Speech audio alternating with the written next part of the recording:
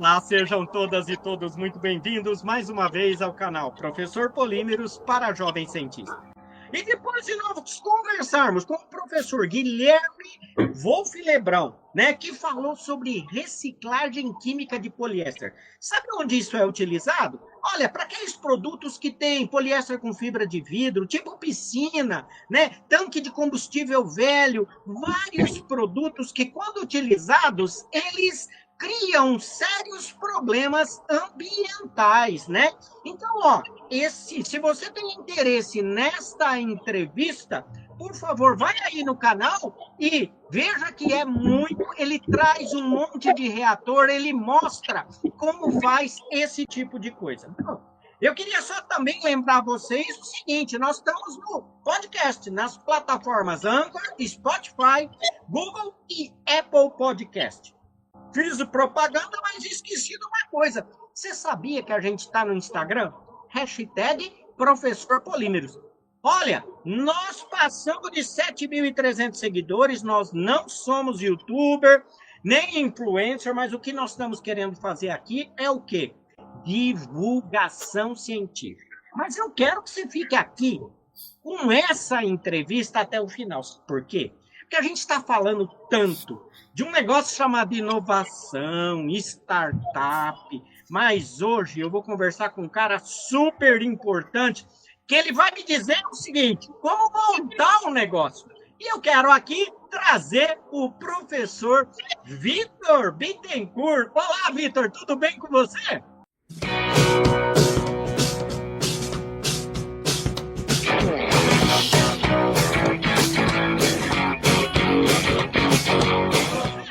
Olá, Deval, como você está? Uma satisfação, um prazer enorme fazer parte aí desse seu programa. Sou professor Polímero, super famoso, e a gente tem muito carinho aí por você e pela sua iniciativa. Parabéns aí pelo projeto.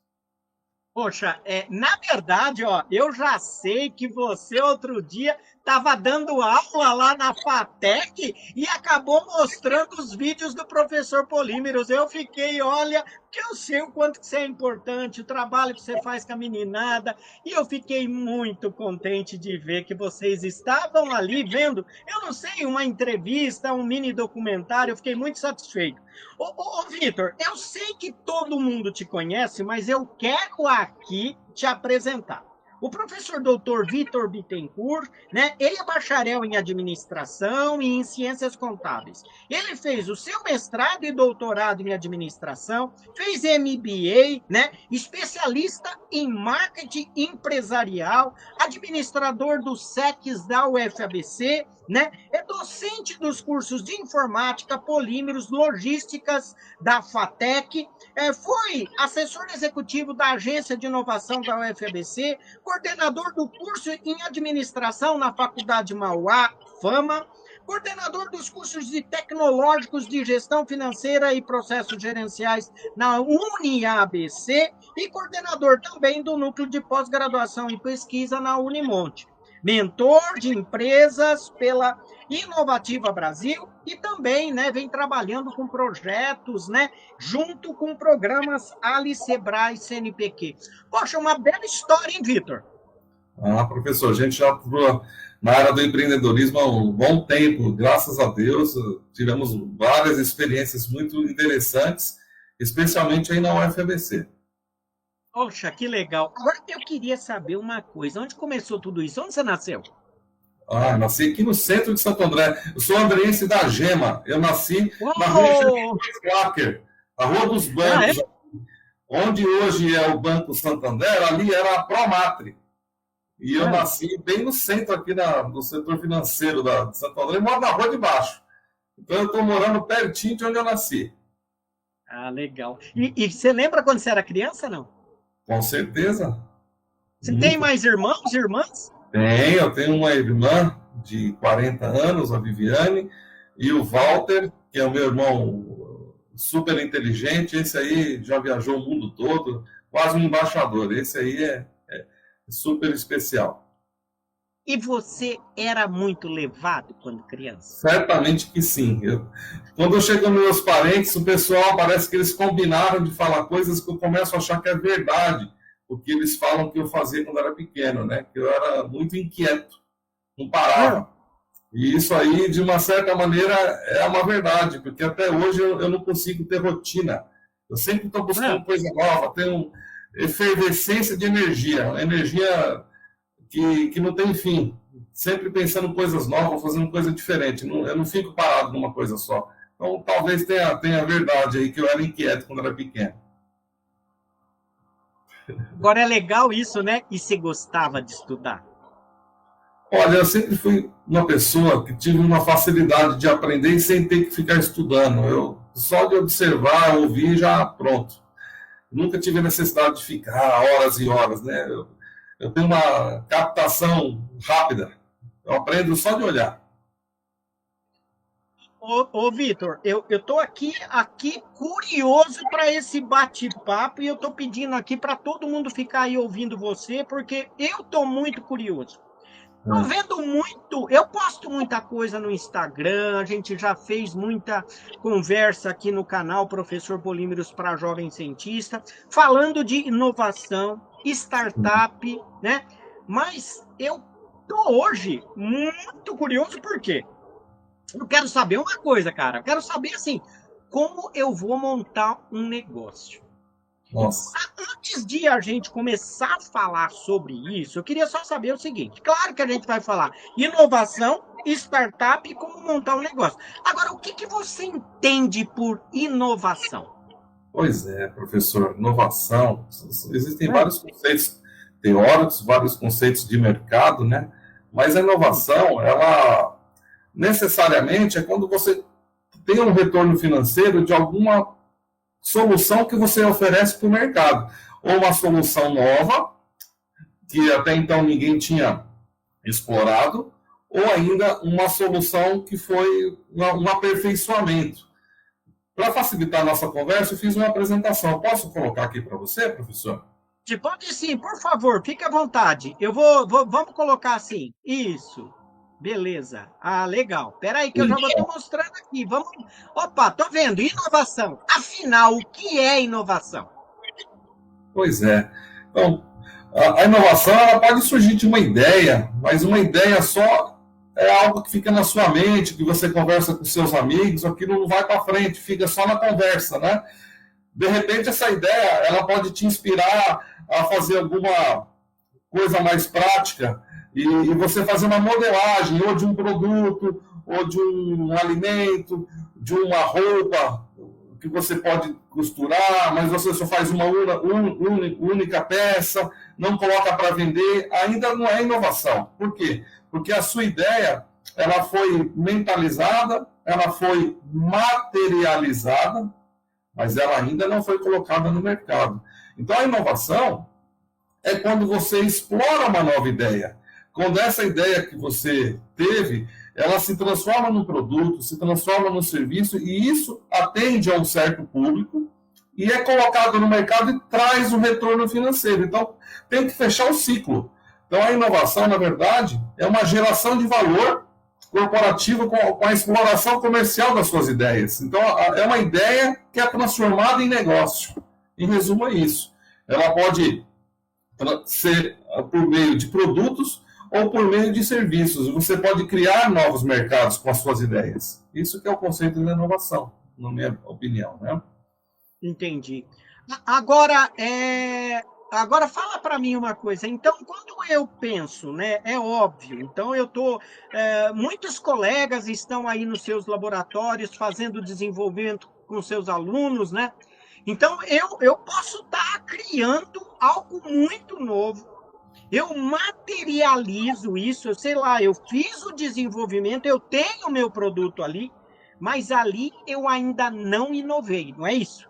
É exatamente. Isso que eu tô você só criou, você só descobriu. Você descobriu, criou, e aí entra aquele famoso dilema do pesquisador.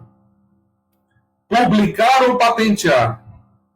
Porque nas instituições de ensino, a moeda corrente é a publicação científica internacional, para que a pessoa tenha bastante ponto, aí quando a pessoa se forma, ela tenha um currículo bastante robusto para ela passar no concurso público, porque tem bastante publicação em Qualis A1, em revistas científicas de referência. Então, os alunos, eles são os grandes gênios que descobrem coisas fantásticas, mas só que o foco deles é puramente o acadêmico, a linguagem acadêmica, a moeda acadêmica. Então, o que acontece? Aqui na UFABC, nós, inicialmente, lá, quando eu estava lá na agência de inovação, tínhamos esse dilema do pesquisador. Foi quando surgiu a ideia de que fosse sugerido, incentivado, que os pesquisadores, quando descobrissem algo relevante, que fosse patenteável, ou seja, fosse protegido pela legislação, para que aquilo tivesse uma forma de comercializar futuramente. Então, a gente sugeriu que as pessoas colocassem no dia da banca da defesa, da tese ou da dissertação, um termo de sigilo para os participantes, tanto para a banca quanto para os presentes, de forma que não perdesse a novidade, que é um dos requisitos necessários quando você vai dar entrada no registro de patente no INPI. Aquilo tem que ser inédito, não pode ter sido publicado em lugar nenhum. Se o seu pedido de patente conflitar, daqui a um ano você entra com um pedido de patente de um trabalho de uma aluna de doutorado que o senhor orientou, de repente, pode ser indeferido esse pedido, porque eles vão falar, não, mas isso já está em domínio público, essa tese foi defendida, todo mundo já viu, e está na internet, lá no site do CNPq. Então, não tem mais direito de patente. Entendi. Então, seria interessante, quando há um potencial tecnológico de comércio, de alguma tecnologia desenvolvida, que se priorize primeiramente, o registro da patente. Faça o pedido, protocole o pedido antes da defesa. Por quê? Porque você já tem a anterioridade garantida. E aí depois você vai lá e faz a defesa.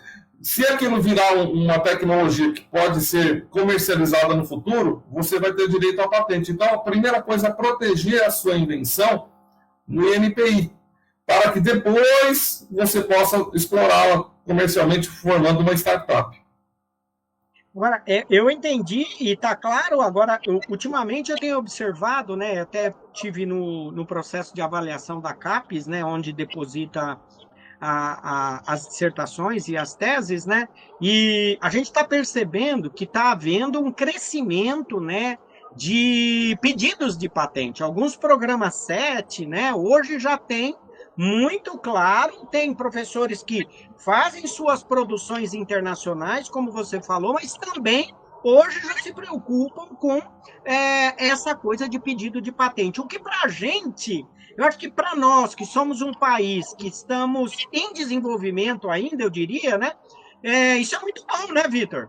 Sim, isso é fantástico, porque é a partir daí que a instituição que fomentou o ensino, a pesquisa e a formação do pesquisador, ela pode gerar um valor para a sociedade, oferecendo um produto inovador, uma solução tecnológica, trazendo um retorno não só para a sociedade como uma solução tecnológica, como retorno para a própria instituição, para ela ter um certo retorno financeiro, que não é o objetivo, não é o lucro, para ela continuar nesse ciclo de investimento em pesquisa e desenvolvimento, e apoiando aqueles que trabalham com pesquisa. Legal que você está me falando é que, na verdade, então, ótimo, eu já entendi esse sistema. Agora, eu tenho aí alguma descoberta, né, como você falou, né, mas, ao mesmo tempo, eu ainda não fiz inovação, porque eu não levei para o mercado. Então, vou me preocupar em estar, eventualmente, fazendo um pedido, né, de privilégio, um pedido de patente, vamos pensar assim, que pode ser, seja de processo, melhoria de processo, ou a inovação mesmo, ou o desenvolvimento de um produto. Agora, eu queria que você me falasse o seguinte. Então, quando eu falo de inovação, eu penso assim, bom, então, como que eu tenho que pensar o que tem que acontecer para que eu materialize isso. Quer dizer, eu tenho que começar a pensar em alguma coisa, quer dizer, eu já descobri um negócio aqui. E esse trem é bom, como diria, né? É muito novo, né? Então, o que você faria? O que você falaria para mim? Bom, Deval, existem algumas ferramentas na área da administração e de negócios que são bem úteis para que você avalie se uma ideia que uma pessoa tem, se aquilo pode se tornar um negócio.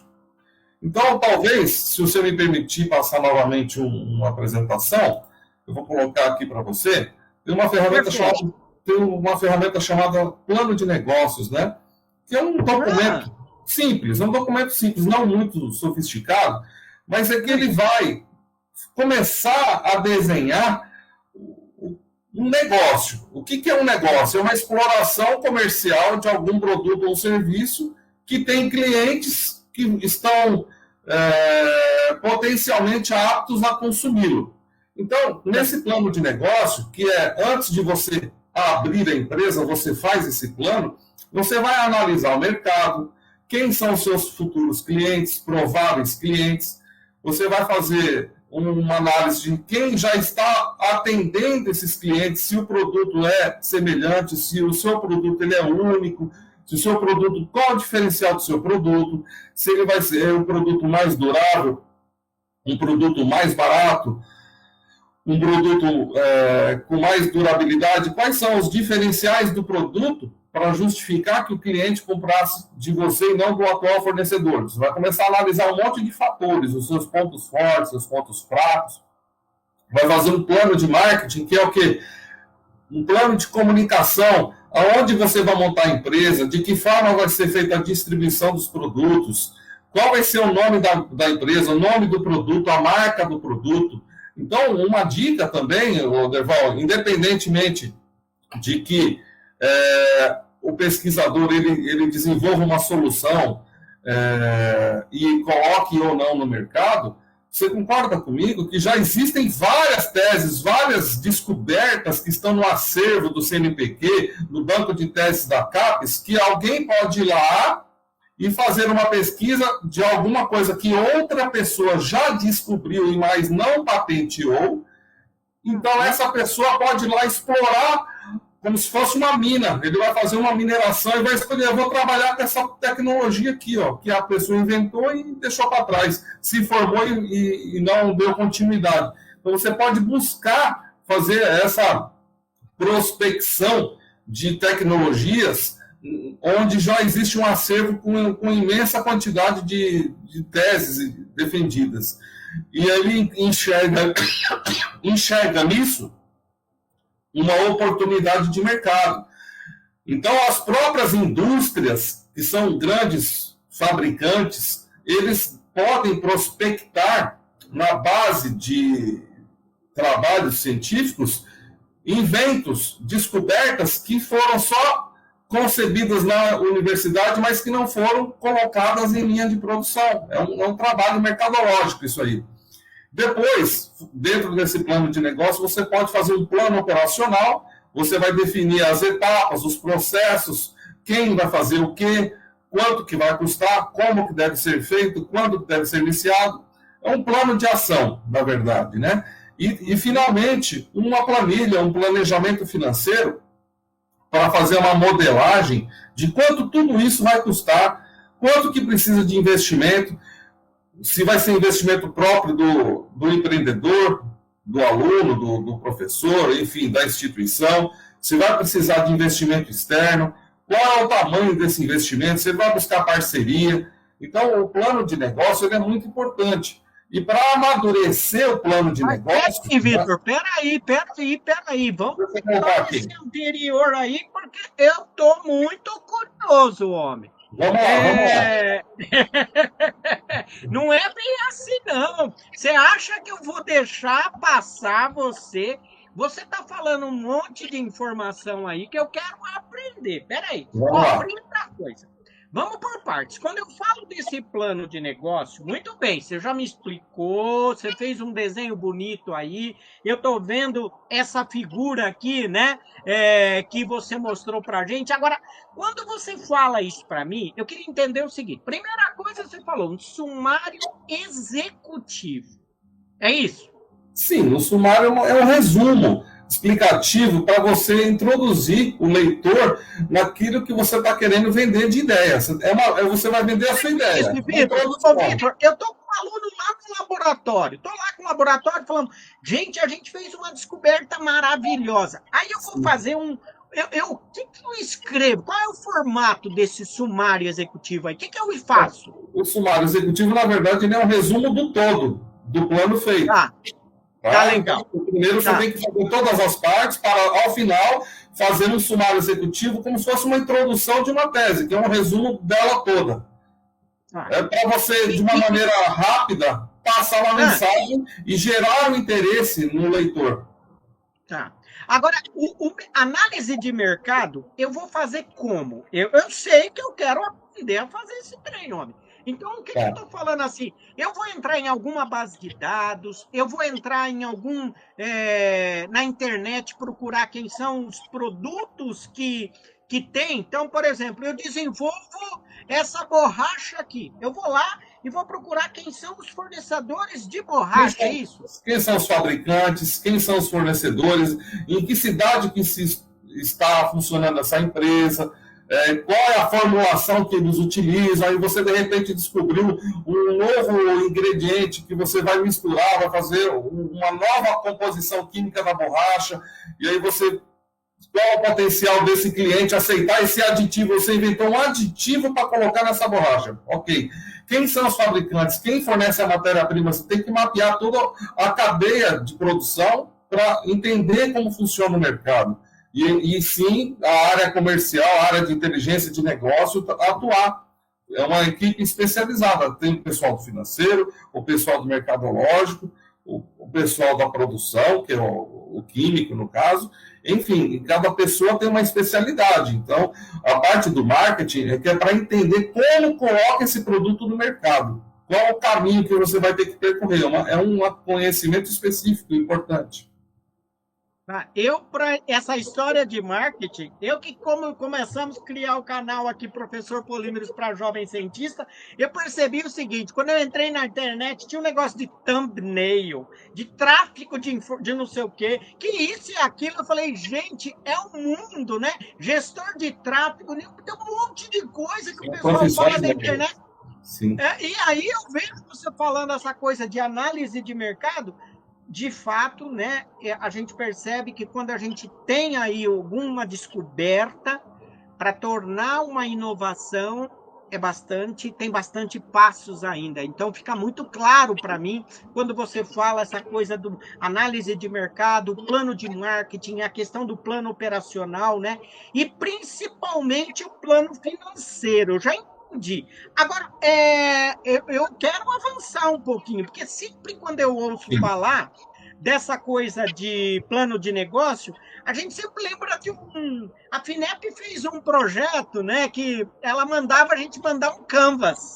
Sim. Eu queria entender um pouquinho, né, quais são esses fatores críticos aí para que a gente tenha sucesso no nosso negócio, né? Então, fala para mim um pouco. Eu sei que você tem já uma figura aí, eu vou mostrar já para você aí. Estamos vendo. Professor, olha, para facilitar coisas, né? Nós temos que ser muito sintético quando a gente fala na linguagem empresarial. É diferente de uma tese que demora 3 horas para defender um projeto e todo mundo fica lá assistindo. O empresário, quando você quer vender alguma ideia boa que vai dar negócio para ele, você tem 1 minuto para passar a mensagem. A pessoa não tem tempo para te ouvir. É o perfil do empresário, que é diferente do perfil do acadêmico. Então, o acadêmico tem que aprender a ser mais direto e objetivo para vender a sua ideia. Então, por isso, criou-se essa ideia do pitch do elevador, que é aquela conversa rápida de 15, 20 segundos, que você tem que passar uma mensagem rapidamente. Então, esse quadro do Canvas, ele consegue sintetizar muito bem quais são as suas estratégias, o que você quer fazer, qual que é a sua proposta de valor, o que o seu produto faz, o que ele tem de diferente, qual o problema que ele resolve, que é a questão eixo central, que está em vermelho. O eixo central é, esse polímero, ele é capaz, o que ele tem de diferente que justifica a gente investir recursos para montar uma indústria, para colocá-lo em produção, né? Enfim, quais são os seus principais parceiros para trabalhar nesse produto? Vai ser a universidade, vai ser a UFABC, o Senai, o CNPq. Quem são os parceiros que vão te ajudar a colocar esse produto no mercado? O parque tecnológico, relacionamento com clientes, que é a relação que você já tem estabelecida para escoamento do produto, que não é só a função produção, tem a função escoamento. Então você tem que saber para quem que você vai vender, de que forma esse produto será entregue, você que vai ter uma transportadora própria, ou de que maneira esse produto vai chegar, quais são os canais de comunicação, de divulgação do produto, de que maneira você vai se relacionar com o seu cliente, que tipo de segmento de cliente que você vai trabalhar, consumidor final, indústria de transformação, montadoras, que segmento do plástico que você vai atuar, se fosse no ramo dos polímeros, né? E lá embaixo a gente tem a parte que sustenta a empresa, que é o financeiro, né? Qual que é a sua estrutura de custo, qual é o seu custo fixo, quanto que você vai gastar de aluguel, condomínio, custo variável, que vai ser gasto por unidade, por quilo, por tonelada produzida. Então você tem que fazer um planejamento financeiro, analisando toda a estrutura de custos e as suas fontes de receita. Quais serão? Serão recursos próprios, vai ter investimento anjo, você vai receber apoio, subsídio de alguma agência de fomento, ou vai ser puramente receita de vendas. E a receita de vendas, ela tem um tempo para acontecer. Até a empresa entrar em operação, fazer o primeiro lote, fazer o teste, o produto está certificado, está garantido, já posso colocar no mercado, vou oferecer, vou entregar e vou receber daqui 30 dias. Então, às vezes, tem um delay de 6 meses entre a empresa começar a funcionar, comprar as máquinas, ajustar os equipamentos, comprar a matéria-prima, produzir, fazer os ajustes técnicos até o produto ficar na qualidade aceitável, vender e receber. Como que você sobrevive 6 meses sem receita de venda? E a receita de venda não é lucro, é receita de faturamento. Às vezes a margem de lucro é 10%, 15%, 20% só. Ainda tem a questão dos impostos, que tem que ser escolhido de uma maneira, a empresa, para ela pagar a menor carga tributária possível. Então são muitas coisas que têm que ser avaliadas, e esse Canvas, ele ajuda a você colocar esses principais pontos para que o próprio empreendedor ou o inventor, ele avalie se há sentido nessa proposta, nessa ideia. E havendo sentido, aí sim ele busca apoio para poder materializar e formalizar a empresa. É isso. Nossa, Vitor, você traz aqui, né, muita informação que, de alguma forma, né, me traz uma reflexão que, quando a gente tem uma descoberta, né, para a gente fazer uma inovação, não é fácil. Não. Porque você fala, num primeiro momento, das parcerias, né? Então, assim, você está trazendo para mim que eu tenho que me preocupar, quer dizer... e quando eu falo de fornecedores, as parcerias, os meus fornecedores de matéria-prima são parcerias? São, porque você tem que ter a regularidade, a certeza que você vai ter um insumo para trabalhar, com que regularidade, você tem que ter a certeza que você tem a matéria-prima para trabalhar. É igual a padaria sem a farinha de trigo, não adianta. Sim. E quando você fala das atividades principais, eu tenho que estar muito claro o processo produtivo aqui, né? Sim, o escopo de atividades da empresa. O que ela vai fazer exatamente? Quais são, como eu disse para o professor, a empresa é uma escolha de um nicho de mercado que ela vai atuar. Ela pode ser uma indústria, pode ser um comércio, pode ser um serviço.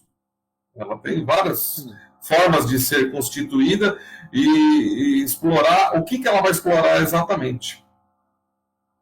E fico pensando, quando você mostrou para mim, né, aquela parte lá do valor da proposta, né? Porque a gente que descobre, às vezes a gente fica muito apaixonado pelo produto que a gente descobriu, e em algum momento fica difícil de identificar o valor, né? Que eu acho que isso é legal que você está falando, porque de alguma forma tem que estar muito claro o que é o valor do que eu descobri para transformar em inovação. Nossa, eu estou aprendendo muito, e é claro que essa coisa do relacionamento do cliente, de como eu vou entregar, de como que eu vou divulgar, né, os segmentos. E o que eu fiquei preocupado foi a parte amarela ali, né, que você fala que é a estrutura e os custos, né? Bem como as fontes que você falou. 6 meses para ganhar dinheiro, dependendo, porque demorou para chegar o equipamento, porque vai vender, porque vai faturar, porque é isso, porque é aquilo. E, às vezes, a gente tem um sonho aí de falar, putz, eu descobri um negócio maravilhoso, vou ganhar dinheiro, vou ficar milionário. E não é bem assim, tem toda uma estratégia, um planejamento, que eu acho que é muito legal isso que você está mostrando. Agora, fala para mim uma coisa. Então, para que eu possa estar organizando de fato, né? Eu vou lançar minha empresa no mercado. Quero lançar minha empresa no mercado. Como é que eu vou fazer? Então, assim, eu já sei. Você me falou que eu tenho que, então, ter uma descoberta, eu tenho que fazer aí o que você chamou de um plano de negócio, eu tenho que identificar os fatores críticos, colocar no Canvas. Agora, eu vou querer montar a empresa, Vitor. Como é que eu faço? Vamos lá, agora. Vou apresentar aqui o caminho. Olha só.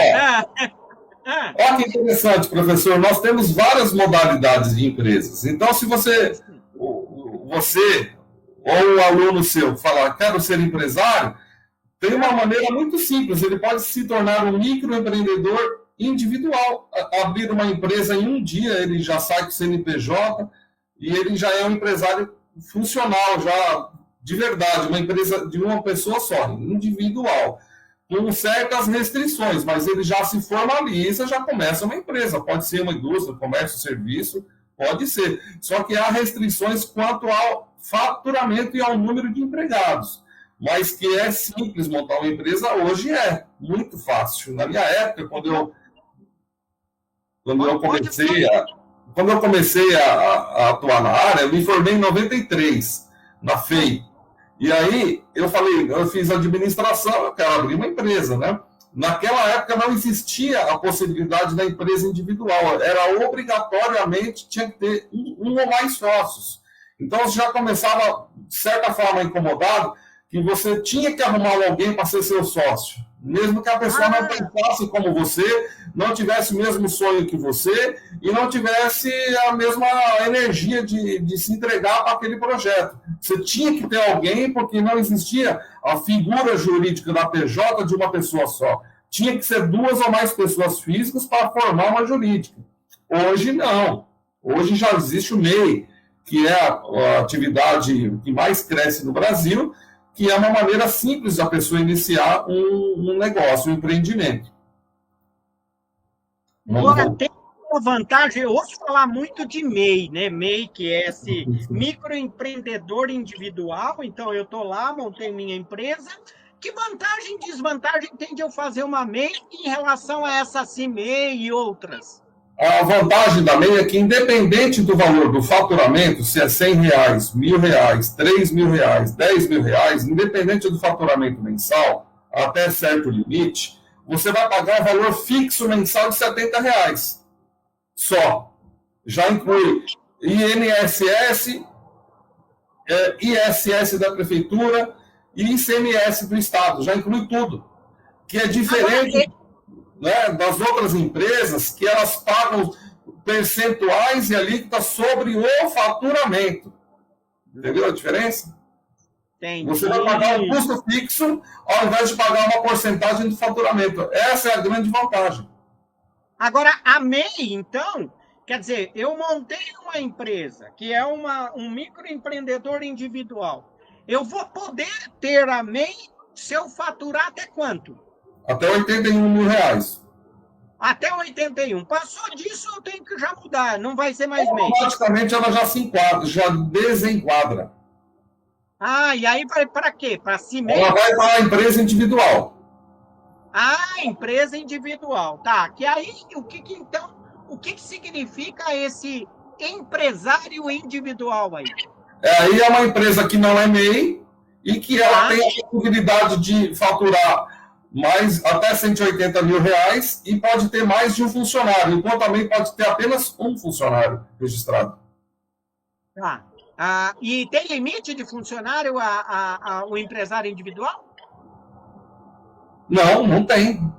Não? Não, não tem.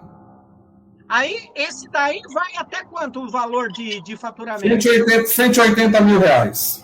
180 mil reais. Perfeito. Ah, legal. Aqui.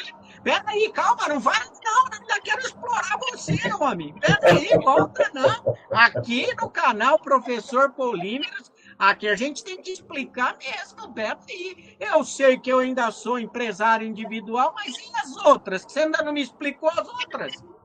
Então, aí existe uma tabela progressiva, conforme o faturamento. Eu vou passar uma tabela progressiva aqui, que aí conforme o faturamento vem o enquadramento.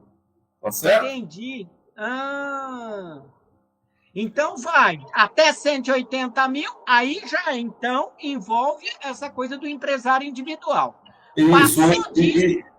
E aí a empresa, até pouco tempo atrás, tinha assim, o nome de EIRELI, que era a empresa individual de responsabilidade limitada. E a nomenclatura mudou, mas o conceito é o mesmo. É uma empresa normal, que não é MEI, é uma empresa limitada, de um sócio só, de um dono só, só que ela chama-se SLU, né? É uma sociedade limitada unipessoal. É um nome novo para aquilo que já existia antes. A diferença, por que mudaram? Porque quando era EIRELI, para você constituir uma empresa EIRELI, você tinha que fazer um aporte de 100 salários mínimos como capital social da empresa. O salário mínimo de R$ 1.200 tinha que ter R$ 120 mil de capital social, quando era EIRELI. Aí a EIRELI foi extinta. Então agora eu consigo abrir uma empresa individual limitada que não é MEI, sem eu obrigatoriamente ter que ter R$ 120 mil ou 100 salários mínimos. Agora eu posso abrir com R$ 10 mil, com R$ 5 mil, pode ser um capital social de qualquer valor, e ainda assim eu continuo sendo uma empresa individual limitada, que não é mais a MEI, que tem as restrições de faturamento e de número de funcionários. Agora, só uma pergunta. Nesse caso, por exemplo, eu abri a empresa, né? Mas ainda não estou faturando mais que 180 mil. Então, eu posso abrir uma limitada já logo de cara e ter um baixo faturamento? Pode, claro, com certeza.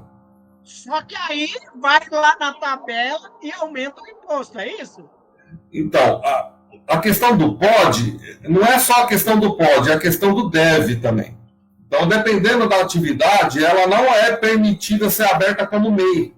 A MEI, existem restrições de atividades que podem ser abertas como MEI. Outras atividades, obrigatoriamente, já tem que partir para a limitada normal. A MEI é para algumas atividades.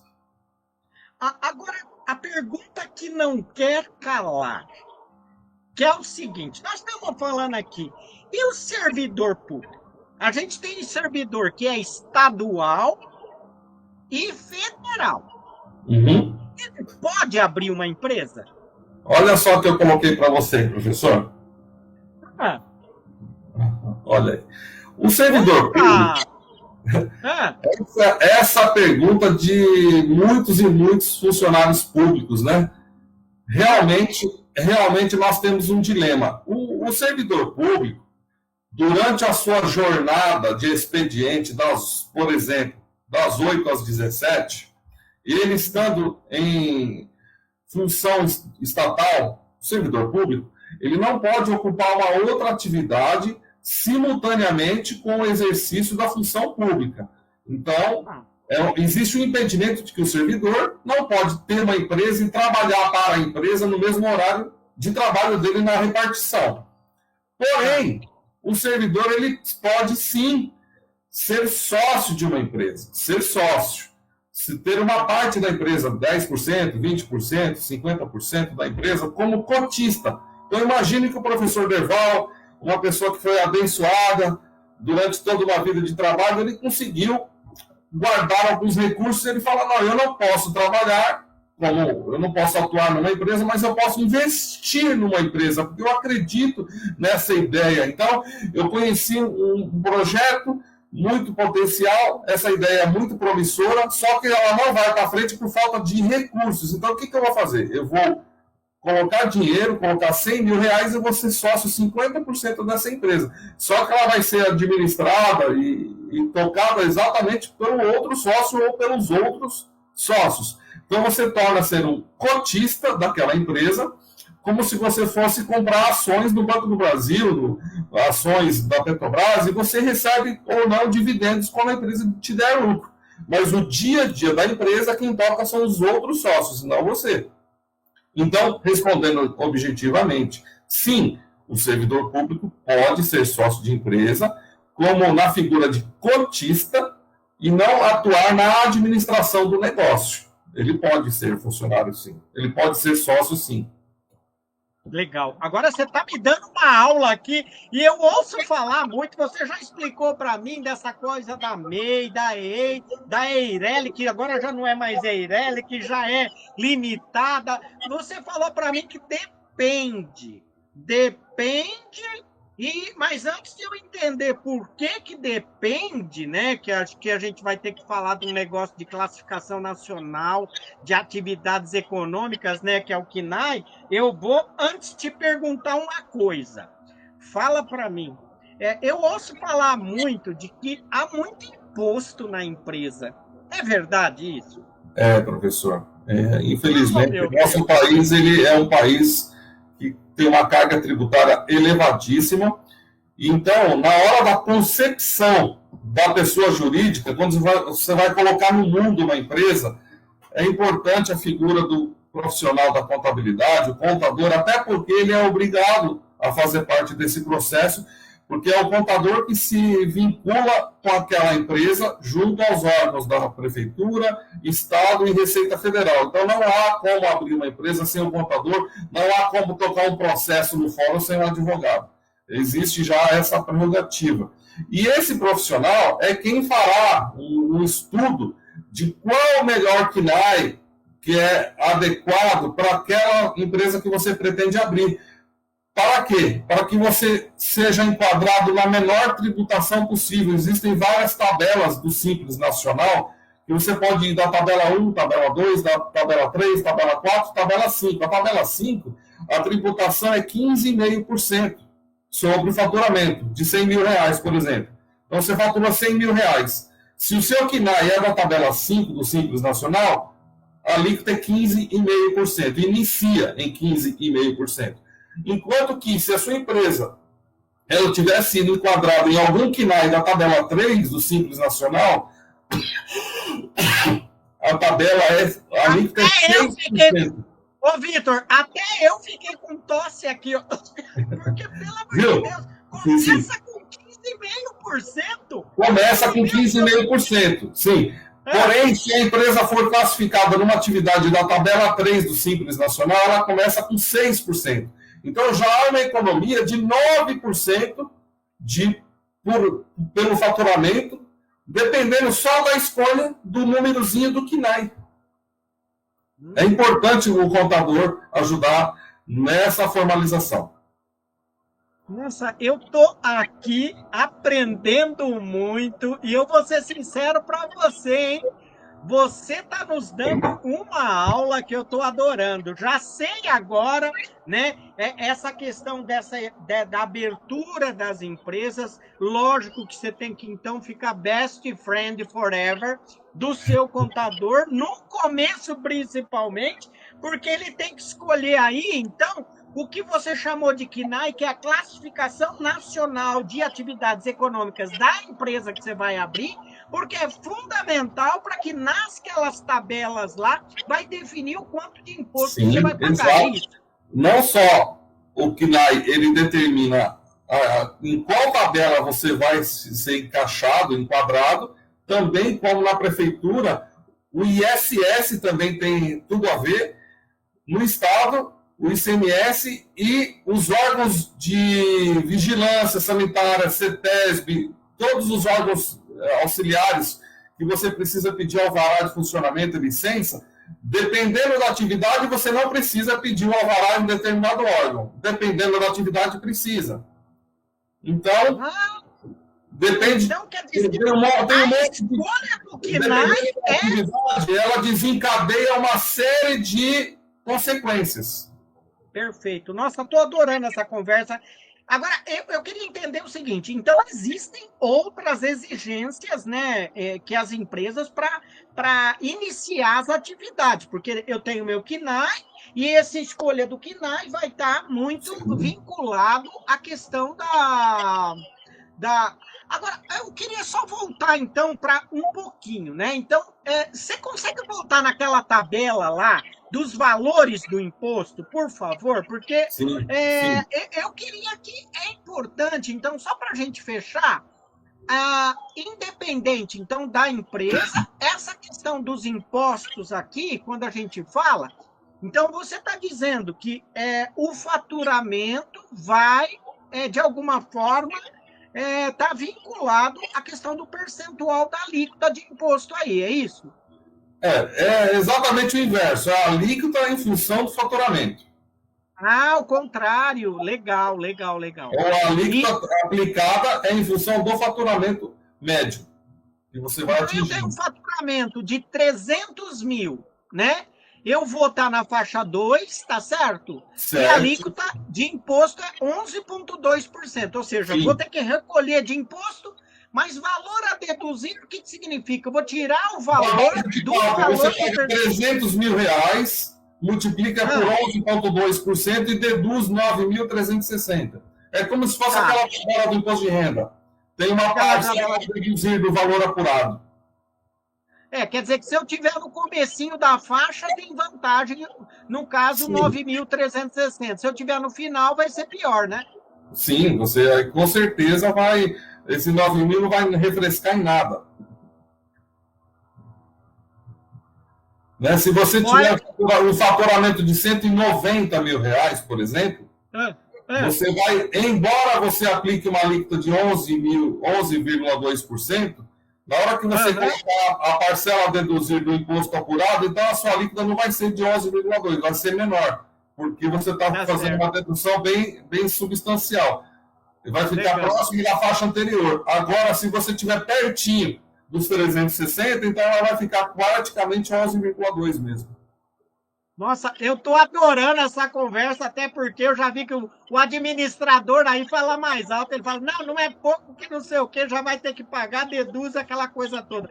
E aí a gente está lá no laboratório descobrindo as coisas, achando que está tudo feliz da vida, e aí para fazer essa tal da inovação, para colocar no mercado, parece que não é tão simples não, né? Mas a gente não pode desanimar o todo, né? Porque aí está surgindo um monte de startup, um monte de coisa.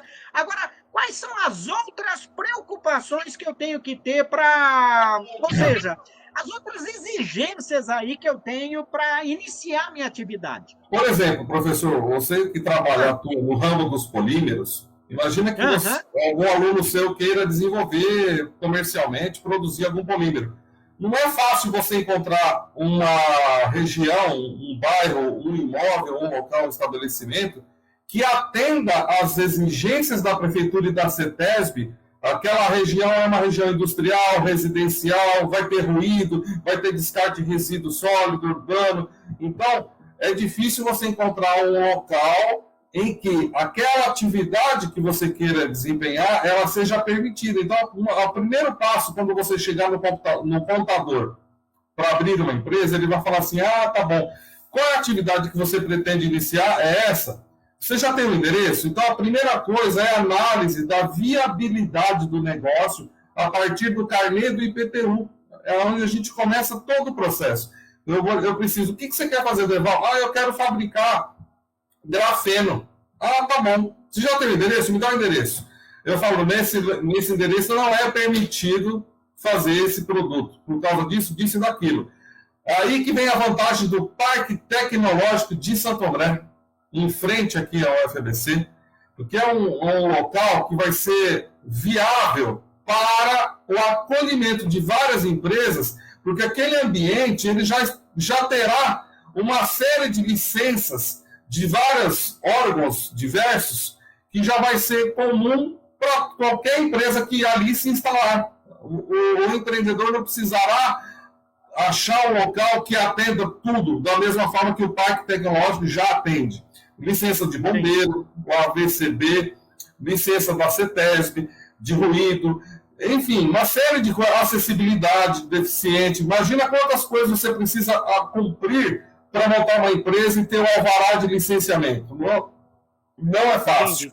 Então, o Parque Tecnológico é uma iniciativa interessante e daqui a 18 meses a promessa é que ele seja entregue. Porque lá, se a gente tiver a oportunidade de vivenciar essa experiência, novos projetos poderão ser instalados ali dentro e uma série de burocracias serão atendidas pelo próprio ambiente. Então, só vai faltar mesmo descobrir se é empresa individual, se vai ter sócio, quem vai colocar o dinheiro. Está aqui o projeto, vamos sentar para desenhar o plano de negócio, fazer o plano de marketing, fazer o planejamento financeiro e vamos operar. Já, metade das preocupações já serão sanadas. O parque ele já entrega um monte de coisa que o individual, o empresário sozinho teria que resolver. Que é a parte mais difícil. Mas não tendo o parque, como a gente está aqui no canal Professor Polímeros, nós vamos estar sendo ouvidos para um monte de lugar, tá certo? Sim. Eu quero entender, então você falou alvará do Corpo de Bombeiro, da CETESB, tá certo? Da Prefeitura, é isso? Sim. Em relação à questão do endereço, né? Porque tem toda uma questão. Tem mais alguma outra preocupação? Depende da atividade que vai ser feita. Tudo depende da atividade. Conforme a atividade, aumenta ou diminui as exigências conforme a atividade escolhida do CNAE. Ah, perfeito. Agora diz para mim uma coisa. Você fala muito dessa coisa, a gente conversou um pouco sobre essa coisa do funcionamento da empresa, do planejamento financeiro, né?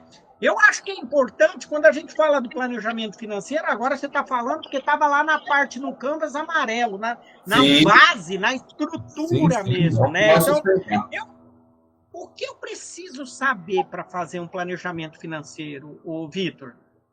Antes de te passar um resuminho que eu tenho de vários indicadores, a empresa, ela necessariamente... Qualquer empresa, de qualquer porte, em qualquer lugar do mundo, ela tem algumas coisas comuns, em todas elas. Que é o custo fixo, que é ou o aluguel, ou o lucro, se o prédio é próprio, a pessoa deixa de receber o aluguel. Então, é o lucro cessante, que tem que ser contabilizado. Se ela paga aluguel, é um custo fixo. Ela tem IPTU, ela tem serviços de vigilância, limpeza, internet, tem funcionários. Então, a empresa ela parte de um patamar, de um custo fixo, X, 5 mil reais por mês, só para ela existir, mesmo que todo mundo fique em casa, em home office. Só que se os funcionários forem trabalhar, então ela vai gastar água, luz, papel higiênico, café, vai gastar produto de limpeza para fazer higiene. Então, a empresa ela tem custos fixos, custos operacionais, são os custos... as despesas operacionais e os custos variáveis que existem quando existe a venda do produto. Então, se você fabricar, você tem o quê? Você tem o insumo, a matéria-prima e a mão de obra, que é o custo variável. Então, quando você analisa o custo fixo, o custo variável, você tem o custo total, que é a soma do custo fixo e o custo variável. Quanto que é esse custo total? Ah, Vitor, o custo total, como a produção de 1.000 unidades, é 30 mil reais. Tá, então, eu tenho que vender 30 unidades, eu gasto 30 mil reais para vender 1.000 unidades, muito bem. Então, você já sabe quanto que é o mínimo de faturamento que a empresa tem que atingir, só para ela empatar. Empatar significa o quê? Que, embora ela tenha faturado X reais, tudo aquele dinheiro foi suficiente só para equalizar os custos fixos e os custos variáveis. Então, se ela vender mais de 1.000 unidades, aí que ela começa a ter uma sobrinha de lucro. E aí, esse planejamento financeiro é feito de que forma? Com projeções de vendas. Projeção de venda no mês 1, mês 2, mês 3, mês 5, mês 10, mês 12.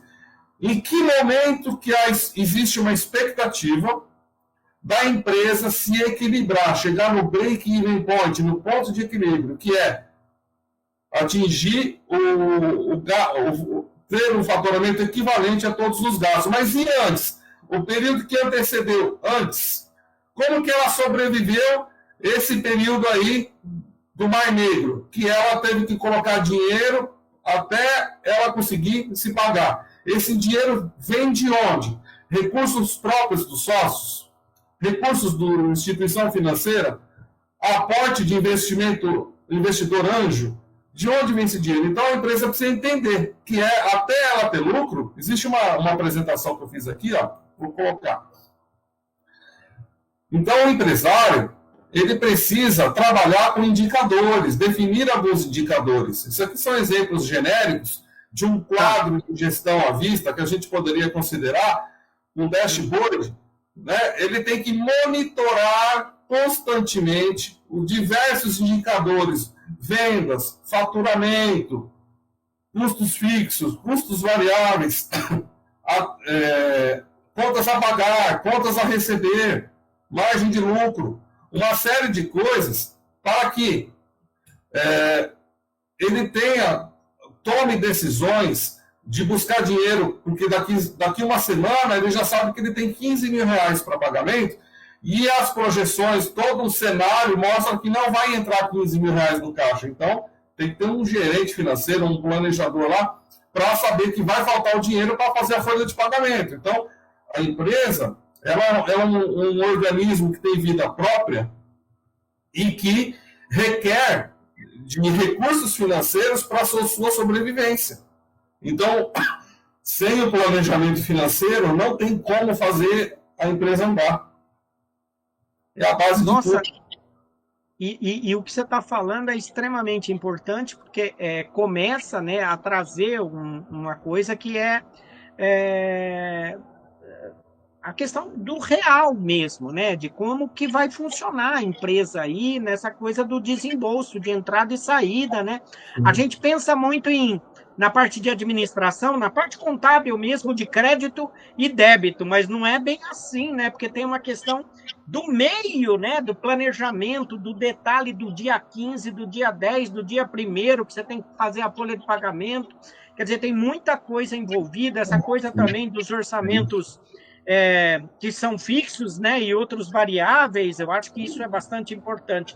Nossa, Vitor, eu estou tendo aqui uma aula, eu acho que você vai ter que voltar aqui no canal para a gente falar muito mais sobre isso, porque com certeza eu acho que tem uma tendência aí, e eu estou vendo cada vez mais, né, o jovem falar de startup. Mas agora a gente já está trazendo o quê?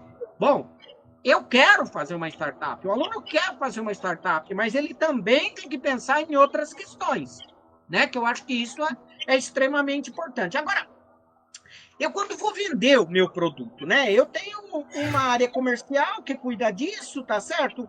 Quais são as preocupações? Porque você falou do planejamento financeiro, mas você falou também que se eu sei que tem um determinado volume de venda, a partir daí a minha empresa está equilibrada, eu estou feliz, comecei a ganhar, né? Agora, como que eu gerencio essa parte comercial aí? Então, a parte comercial é um setor sensível dentro da empresa, que nem todas as empresas têm as pessoas suficientes e conhecedoras para atuar. Por isso, existem empresas que têm vendedores próprios, registrados, CLT. Tem empresas que contratam representantes comerciais, porque essas pessoas já têm uma carteira de clientes desenvolvida e um bom relacionamento feito com eles há muitos anos. Então, você acelera a entrada no mercado se você entrar por meio de representações. A empresa ela pode entrar com um distribuidor, porque o distribuidor já tem cliente cadastrado no Brasil inteiro. Você pode trabalhar com o sistema online, com um e-commerce. Então, existem várias formas de você estruturar a sua área comercial dependendo do produto. essa estratégia tem que ser desenhada, alinhada, de acordo com o perfil da empresa, o perfil do produto, o perfil do mercado, quem é o cliente, como que o cliente compra, se você precisa fazer uma visita corporativa, se é só um atendimento telefônico, se é só um site. Então, tudo depende do produto, do serviço, do cliente, do mercado que você vai atuar, para você desenhar qual seria o modelo mais adequado de uma estrutura comercial. Olha, eu estou impressionado e estou triste ao mesmo tempo, porque quando chega nesse tempo de conversa aqui, quase 1 hora, a gente já tem que começar de finalizar e despedir, né? Mas eu percebi o seguinte, né? Hoje a gente está conversando e eu acho que realmente você nos falou muito claramente como montar um negócio, que eu acho que isso é importante, principalmente para quando a gente fala de inovação e também de startup. Ô, Vitor, ó, antes de me despedir, eu quero explorar você um pouquinho mais. Eu queria saber de você o seguinte: é óbvio que hoje a gente está percebendo que está havendo um aumento, né, de startup.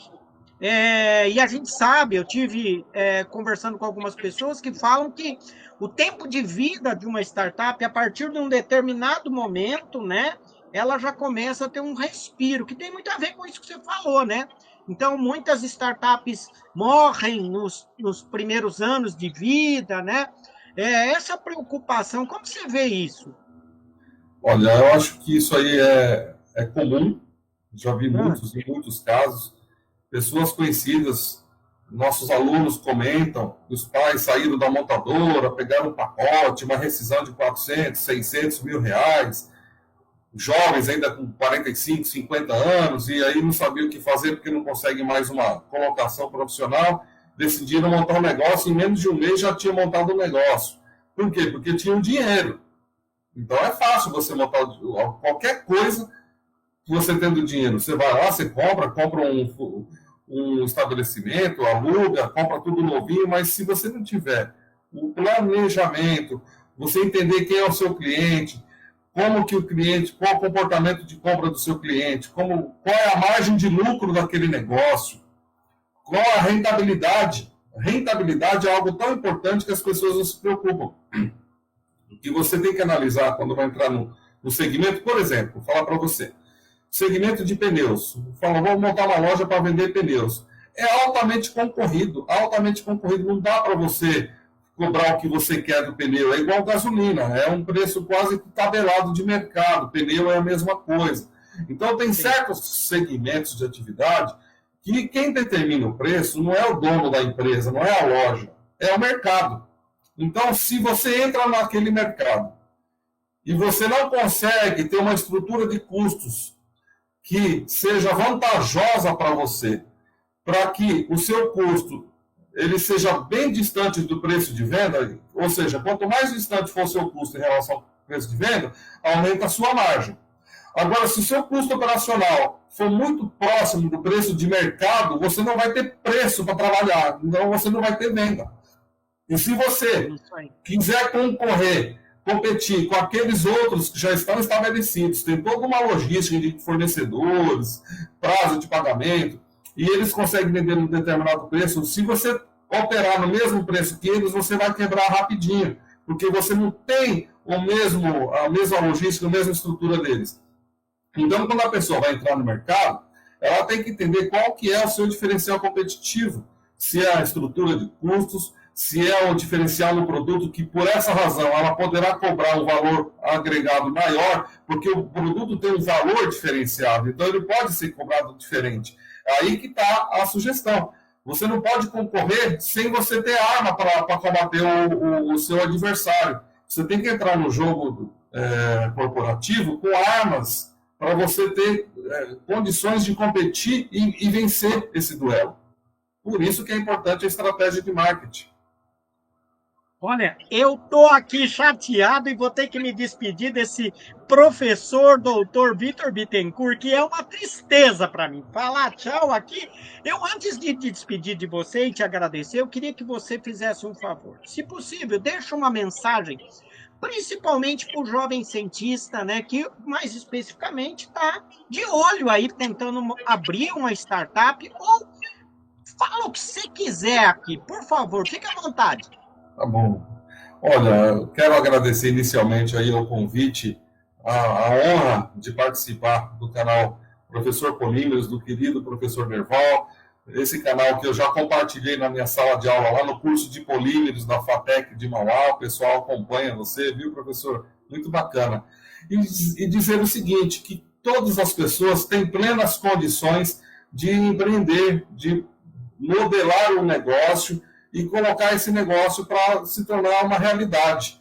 E que em todas as instituições de ensino que eu conheço, hoje, esse tema está em alta frequência de apoio. Qualquer professor sempre terá interesse de apoiar você, de passar as orientações, não só o Derval. Nós, lá da FATEC, temos um programa Escola de Inovadores, que é um programa da Inova CPS, que incentiva e ajuda aos alunos a tornarem seus projetos em negócios. Isso é uma tendência, porque a economia precisa ser reconfigurada.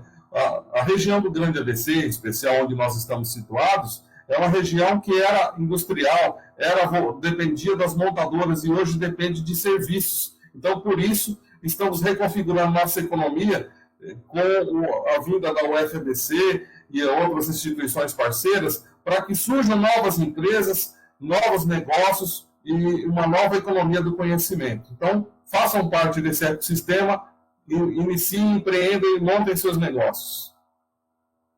Eu quero te agradecer muito. Nossa, eu estou muito satisfeito com essa conversa, até porque a gente está procurando, como você sabe, fazer bastante divulgação científica e a gente acredita que essa conversa de hoje, que a gente falou de inovação, startup, como montar o seu negócio, foi muito importante, Vitor. Eu quero te agradecer demais, porque a gente, inclusive, vai colocar na descrição desse vídeo, né, os seus contatos, para que as pessoas que queiram um pouco mais de detalhes dessas informações, que entrem em contato com você e também, faz seus comentários aí no canal, porque aí a gente coloca, né, claro, que desde autorizado a gente passa o contato do professor Vitor Bittencourt, que nos explicou, uma coisa muito importante, mas meu muito obrigado. E eu quero a cada um de vocês que vem acompanhando o nosso canal, que vem ouvindo as nossas entrevistas, as nossas divulgações científicas, por favor, se você gostou dessa conversa, né, com o professor Vitor Bittencourt, que falou de inovação, startup, como montar o seu negócio, puxa, compartilha. E outras entrevistas também no nosso canal, que eu acho que isso é fundamental. E eu quero pedir para você também, caso você não tenha tempo, acompanhe a gente no podcast. Nós estamos nas plataformas Anchor, Spotify, Apple e Google Podcast. Também estamos no Instagram, Professor Polímeros, né? E já passamos de 7.300 seguidores. Ou seja, já estamos conseguindo uma meta. Então, se você puder aí, convida alguém para seguir a gente lá no Instagram, para a gente conseguir aumentar, ampliar essa rede de seguidores. Para quê? Para que a gente possa valorizar a ciência e a tecnologia nesse país. Então, olha, muito obrigado a cada um de vocês que esteve aqui até agora. E, por favor, vejo você no canal Professor Polímeros para Jovem Cientista.